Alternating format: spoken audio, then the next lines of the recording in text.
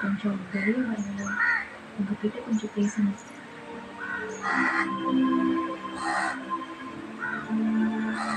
அது நான் சத்தியமா சண்டைலாம் போட மாட்டேன். ஆனால் கொஞ்சம் மனசு விட்டு பேசணும்.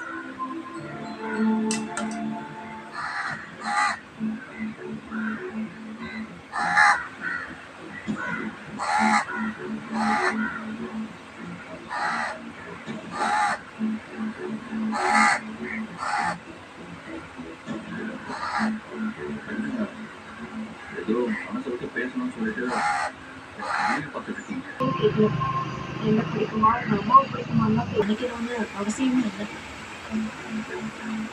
நான் எங்கள் அம்மாவை தப்பு சொல்லலை. ஆனால் என்னன்னு தெரியல, அவங்களுக்கும் எனக்கும் செட் ஆகலை. அவங்க இந்த வீட்டுக்கு வந்ததுலேருந்து என்னென்ன பிரச்சனை நான் அவங்ககிட்ட எல்லாத்தையும் சொல்லிட்டேன். அவங்க பாஸ்போர்ட்டை பிரிச்சதுக்காகவோ இல்லை தமிழ் பேரில் இருக்கிற சொத்தை மாற்ற நினச்சதுக்காகவோ என்னதான் உங்களுக்கு தனியாக சாப்பாடு வச்சாலும் அதில் கூட போய் சண்டை போடுறது பாருங்களேன். அதில் என்ன இருக்கும்? அதுலேயும் சோறு தான் இருக்குது, சாப்பிட்டானே. ஆனால் அவங்க நம்ம கூடவே இருந்தாங்க. அவங்க கூட சண்டை போட்டு போட்டு அவங்கள நமக்கு பிடிக்காமலே போயிடுங்க. அந்த மாதிரி தான் எனக்கு உங்கள் அம்மா ஆயிட்டாங்க. திரும்ப போகுது பாருங்க. அதுக்காக உங்கள் அம்மா அந்த சாப்பாட்டையும் வச்சுட்டு போ, நானே சாப்பிடுவேன். திரும்ப அப்படி சொல்லவும் மாட்டேன்.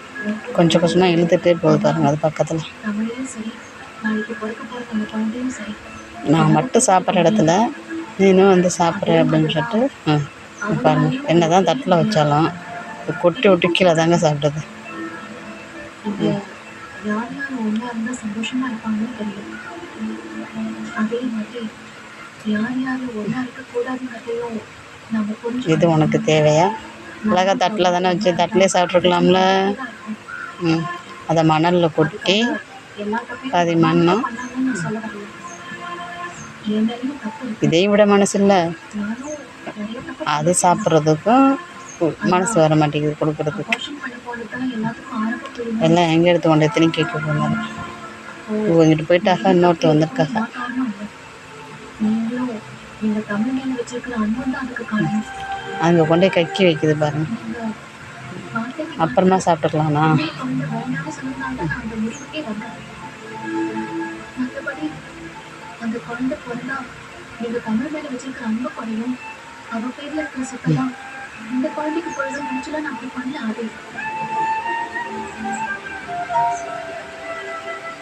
இவங்களோட திருவிளையாடலாம் பாருங்க. நீங்கள் புரிஞ்சுப்பீங்கன்னு எனக்கு தெரியும். அது அதுக்கிட்ட போய் சண்டை போடுறது பாருங்க. ஆனால்